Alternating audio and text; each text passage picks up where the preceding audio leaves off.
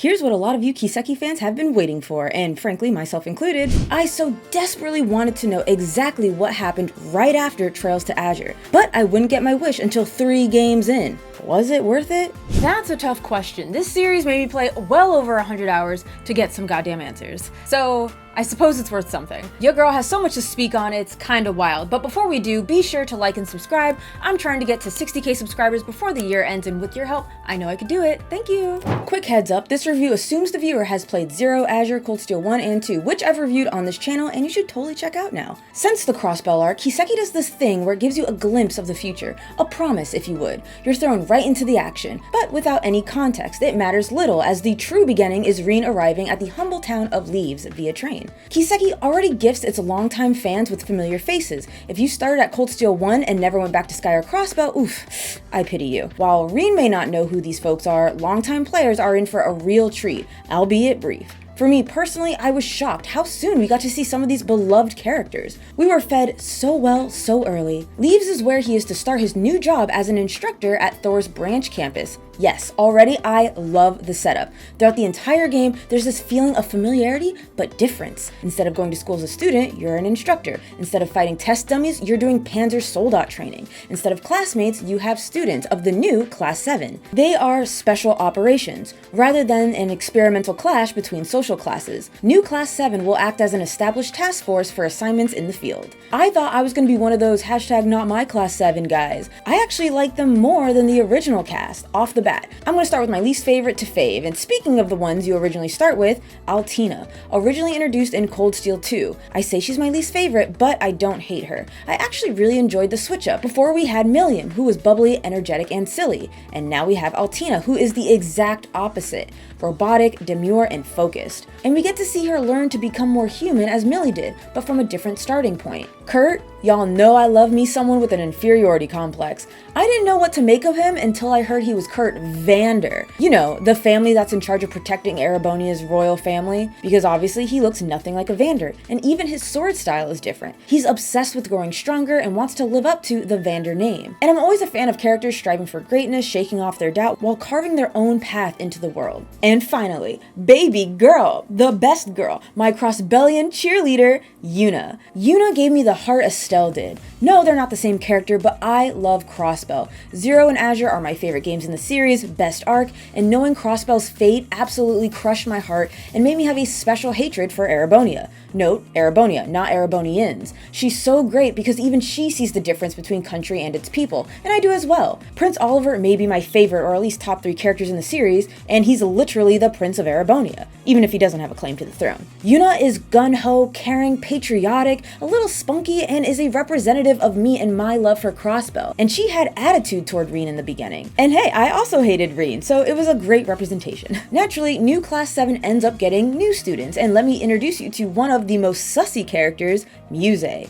She is a constant flirt and always 1 step or even 5 steps ahead. There's just something about her that always puts her a cut above everyone else. I wouldn't consider her among my favorites, but I always find her entertaining. And finally, best boy, Ash, the classic trope, punk with a heart of gold. I know exactly why I like him too. He pushes Rean and gives him shit, and that just feeds my soul. Any character that antagonizes Rean a little bit is a great character in my book. I adore that despite his rough exterior, he is a good guy. He does care for his classmates, even if he tries to deny it. And students aren't the only new additions. We have new staff, but familiar faces. Remember General Aurelia Le Guin of the now dissolved Noble faction? Well, she's your principal now. And my boy Randy, oh my god, I was so happy to see him in his new fleshed out 3D form. And the questions that were running through my head when I saw a Crossbellian teacher. Oh, then we have Toa. Sorry, don't care about her, gotta be honest. It's her voice. I hate squeaky voiced characters. Her as a character is fine, she does what needs to be done. We even have new yet familiar rivals. Check this out. Thors' main campus and the branch campus clash on occasion, and one of the rivals just may surprise you. This character in particular, oof, whiplash, man. But you want to know what's even cooler than that? While traveling, you meet Thor graduates. Some will even join Thors Branch Campus or issue you long-running quests via phone. Some have bigger roles than others, and it's so cool to see people you thought would be generic NPCs actually grow up, pursue their goals, start families. The writers truly gave these characters an abundance of love and care that I rarely see NPCs receive. Characters growing up is typically reserved for the end of games, but in KISEKI, we get to see them grow up throughout Cold Steel, and it's not their end, it's their new beginning. And lastly, did my thoughts on Rean change? Here's what I'll say. He's a flawed character, and that's interesting. Still a bitch in my book, but an interesting bitch. So I've heard that CS3 is CS1 2.0. And unfortunately, I couldn't agree more. While the game does its best to make players feel different with new characters, acting as an instructor, it's Cold Steel 1 with the new coat of paint. There's a new political landscape to understand, as this is after the Civil War. The Noble Alliance was put in its place, Osborne is back, the annexation of Crossbell, Northern Ambria, and the pressure from the Calvard Republic. Tension is just as high as before. But the worst part is redoing school life. Starts with patrolling the campus, talking to everyone, and by the way, this is the first KISEKI game I actually made a point to talk to everyone twice, because sometimes you get different dialogue. Do not recommend. While some double text might be noteworthy, most of the time, it's not. Personally, I found it maddening. Afterwards, it's a free day where you bond with notable characters, quests, talk with locals, play cards, fish, do optional soldat training to raise the school's rank, and the Einhell Keep, which serves as the exact same function as the old schoolhouse in Cold Steel 1. The next day, you have mandatory soldat training instead of the dummies of CS1. Afterwards, you're on a train headed toward the field study location. Field studies are where the story actually kicks in, whether it be searching for Jaegers or protecting higher-ups. Something's bound to go down, and chapters come to an end with a clash of mechs. What I can say that's different about field studies is you're often going to places you haven't been in Cold Steel 1, but have heard of, which I really appreciate. You'll receive quests from leaders of that area, some optional, some that progress the story. Hidden quests are still alive and well, but unlike before, they are marked on maps you're currently on, so they're a little less hidden. Now, I do attribute part of my frustration with this formula to relatively recently playing Cold Steel 1. It did feel like I was playing the same game twice over. Sure, the story, graphics, and even some of the gameplay is different, but as we know, the dialogue is heavy in these games. I finally reached the part in the saga that I care about the most, and I'm constantly being asked to do quests, encouraged to talk to everyone, and it's just a lot. But also, I thought CS2's formula was far superior, and I was hoping for something akin to that. No training, less talking, more action, and it was not that. Now, the gameplay is more or less the same with a few differences. I've played a lot of Trails of games recently, and I'm sure if you're watching this video, you have also played a lot of Trails of games. So I'm only going through the new stuff. As if you couldn't break these games enough, pun totally intended, there's a new break system. Enemies have a health bar and a break gauge. Breaking an enemy is a new status effect, which allows increased damage, item drops, and unbalancing enemies. Unbalancing earns BP, Brave Points, which originally was used to do assist, rush, and team attacks, but now they have an additional purpose. Brave Orders. This edition, oh my god, amazing, super fun, super broken, I could not get enough. These orders grant the party various buffs for X amount of turns, without consuming a turn. The more busted the order, the more BP it consumes. These range from restoring health, mana, CP, reflecting attacks, raising stats, and more. It is beautiful. You can even activate orders from folks in reserve. I can't express how much joy I had issuing these orders that tore down enemies' break gauge, rack up BP since they're unbalanced, then issuing an order, delaying them, and then just keeping them in that cycle. Definitely pay attention to what your character's skills focus on, as some are better for breaking and others targeting hit points. And with these new additions come new turn order bonuses, like orders costing 0 BP or BP being restored. It really added a super fun element to the combat. A few other changes you'll notice is the interface. No longer do we have the ring system, constantly circling around trying to find what we need to select. Now it's all set to the D-pad buttons. It takes a second to get used to, but ultimately great for making precise selections. Yuna, who uses Tonfas with built-in guns, is a little special, as she could switch between striker and gunner mode, which increases her hit radius. That was a really cool way to make her stand out and give a head nod to our boy Lloyd. Divine Knight battles, the only big difference here is now you have allies who pilot a Panzer Soldat.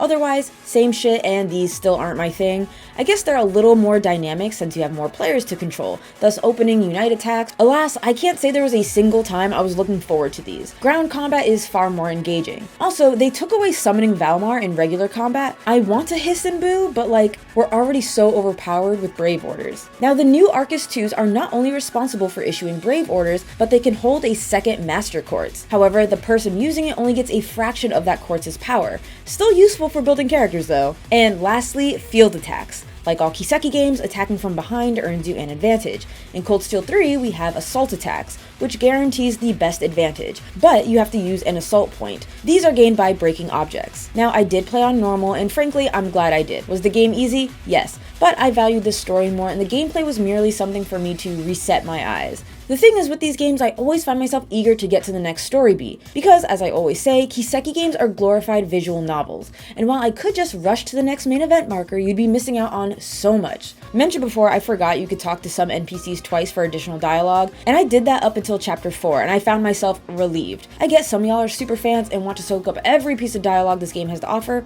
Not me. There was a point I was like, one and done, unless you were an important character and at the very least a named character. It's just too much for me. Fishing and cards have been reworked. Fishing is now trying to stop a gauge at the right moment for a good haul, and then have a little tug of war with the fish. I like the second part of this, as mashing a button is dumb and is far too much effort. Also, you're not confined to fishing as Rean, which is a cute touch. Blade is now a thing of the past. I miss Blade, but I did slowly come around to Vantage Masters. It's less luck based as you craft your own deck and try to kill the enemy's master card.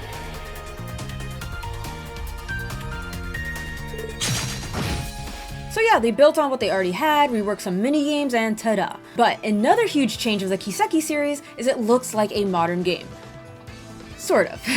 There was this funny meme. Falcon games look like PS3 games remastered for the PS4 running on PS5, which is what I played this on, by the way. Their games run at a native 40K, 60 frames per second, but look and play like PlayStation 2 games, and I couldn't agree more. That said, everyone looks fantastic, especially seeing characters from Sky. It's a beautiful thing seeing a series grow up. Do the games look corny? Absolutely, but when I tell you it operates like a PlayStation 2 game with its animations, I ain't joking. Even characters from Cold Steel 1 and 2, the glow up from 2 to 3 is amazing. Oh, and how my heart sang when you saw Crossbell in true 3D. It was faithful, from important NPCs to the girls talking outside the department store. Even seeing new and old enemies brought to modern times is such a delight. I think this game looks beautiful, and yeah, it has the classic anime graphics, I think Romancing Saga Revenge of the Seven or Tales of, but it warms my heart either way. Oh, and you know what else we gotta talk about? This opening. Okay, I love that we're moving away from the moving stills, but this art style was not it. It's not that it looks bad, but it doesn't scream KISEKI at all. This style reminds me of a magical girl anime. I don't like their faces. So when I first watched the opening, my friend had to tell me this was Agate and this was Tita. That is Tita? I couldn't believe it. She flew under my radar. Anyways, the opening, I love that we're getting real animation, but I hope going forward we can capture a more faithful representation of the characters. And finally, the music. Actually, no, we gotta talk about one voice that got swapped around. Millie. Her voice changed. So I like the old Millie's voice, and then she got a new actress, and my god, I hate it. Aw, how did I end up being the bad guy? This is gonna make things a bit sticky. Oh, I know what I can do! Everything will go hunky-dory if you guys help me out. What? Okay then, I'll catch you two on the flip side. Keep an eye on Rean for me, Tilly. You too, Rean. Take good care of Tilly for me. Now, the music, I don't have much complaints. I do think Cold Steel Arc has my least favorite OST thus far, but I certainly wouldn't label it bad. I think they did a really good job to capture the moment, like the sweet and relaxing music during and after school hours while bonding. Or town themes, like Raquel is so lovely. Smooth jazz slaps.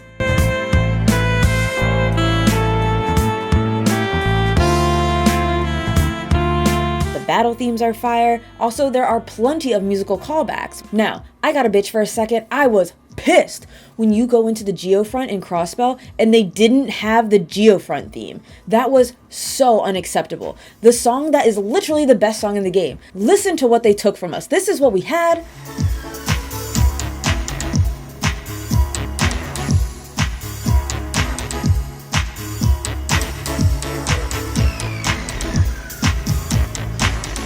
And look what we got instead.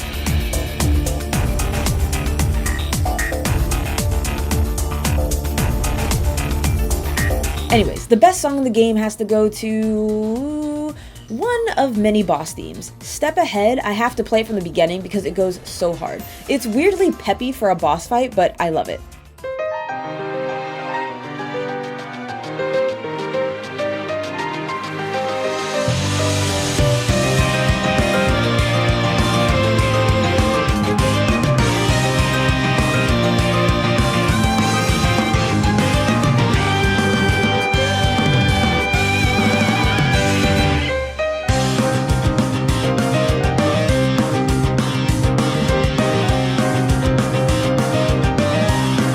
Unfortunately, my exhaustion supersedes my excitement for Cold Steel 4. While I'm sure the ending of Cold Steel 3 left a lot of people hype and excited for Cold Steel 4, not me. I was like, oh my god, it's over. Well, almost over. I think one of my failings here is playing Cold Steel 1 and Cold Steel 3 so close to each other. Also, trying to talk to every character twice was draining and not for me. And of course, my usual gripes of the pacing, the formula.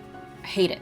I think those things aside, like when the story gets going, it's great, it's awesome, that's when I enjoy it. I am loving the glow up. Seeing characters starting from like little sprites to now fully fleshed 3D models was really exciting. I really like the new perspective of Rean being an instructor, having his own students and navigating through that. Exploring the new areas of Erebonian, all great, just hate the pacing, can do without all the training. I just found myself really battling with the downtime moments. The bonding, the training, the social sim aspect of this game. And don't get me wrong, I understand you can't have the highs without the lows, right? Sometimes you do need a breather and it's welcomed, but it goes on for far too long if you try to talk to everyone twice, and trying to see every aspect of the game was just draining me. And I felt if I didn't speak to all the characters twice, I was missing out on a lot of world building, you know, a lot of what makes the KISEKI series great, and it was doing me more harm than good. Now, while Cold Steel 3 ends on a massive cliffhanger, I'm taking my time to kind of recoup, get myself right. I don't want to go into Cold Steel 4 already not wanting to play Cold Steel 4. That's just unfair to the game.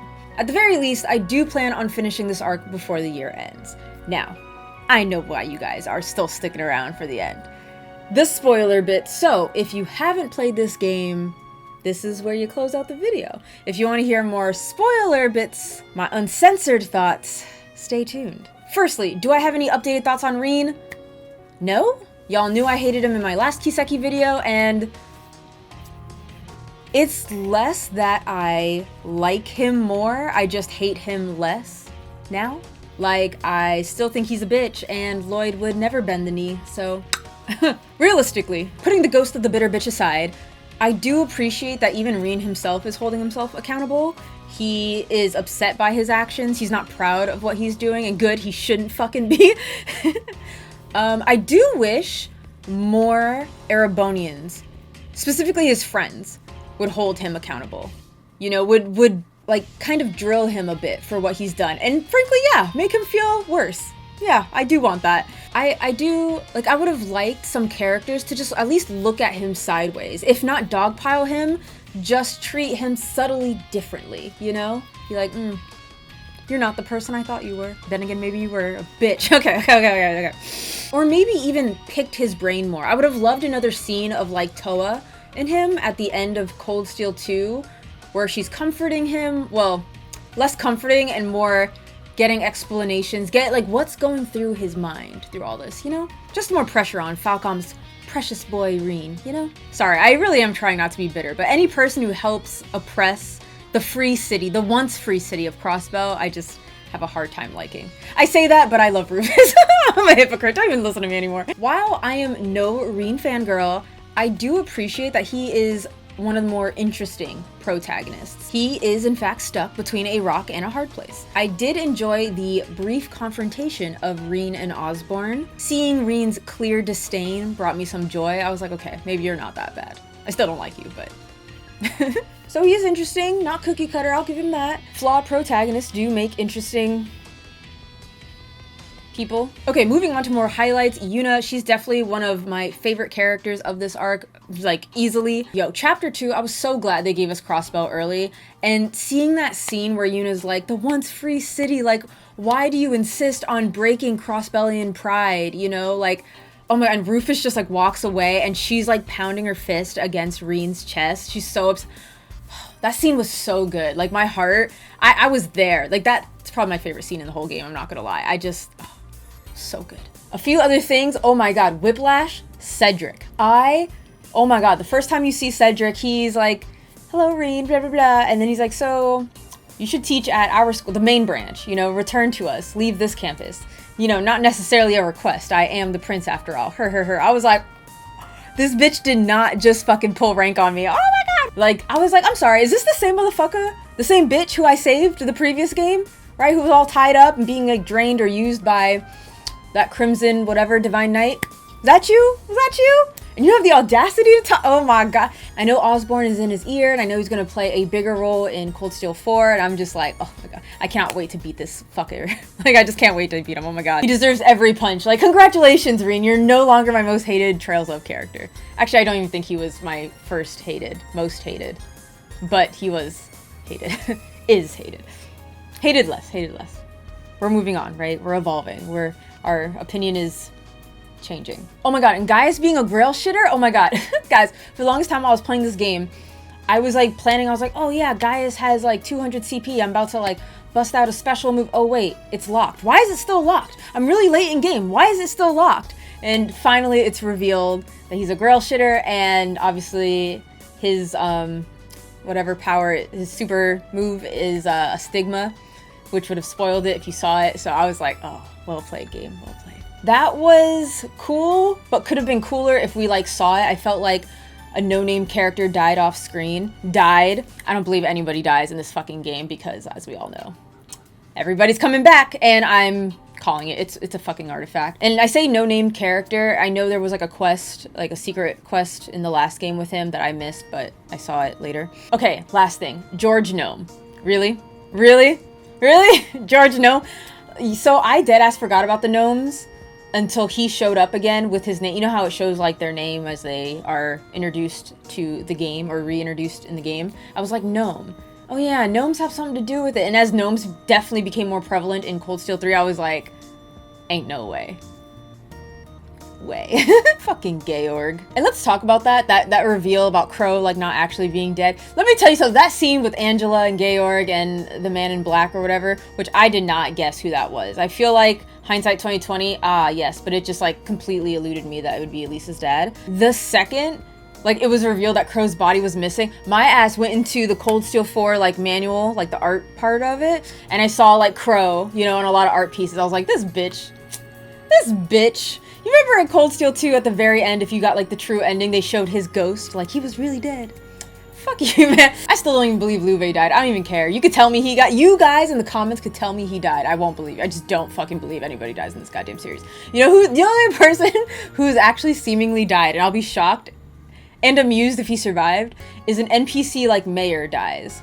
Because in Cold Steel 2, the evil side, the nobility sets like a flame one of the towns, and like the mayor doesn't make it or some shit. If the mayor comes back, I'll be like, damn. I'm curious how the artifact works. Like, is it only like Divine Knight, like important people who come back? Or does everybody in Erebonian just fucking come back to life? I don't know. Also, it does suck knowing that like when the ship blew up with the Arcade guy and Olivier, when like that shit happened, I was like, oh, they're gonna live because they're all important. Also, unfortunately, someone spoiled for me in Sky 3rd chapter, you know, Olivier asks Charizard a question, and it's like, ooh, it's teased. And unfortunately, the result of that question was spoiled for me. So obviously, you know, unless she marries a dead person, yeah.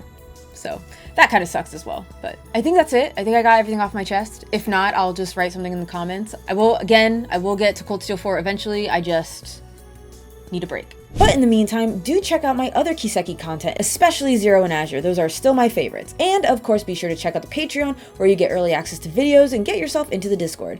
Thank you so much for watching. Love your faces, and I'll see you in the next video. Mwah!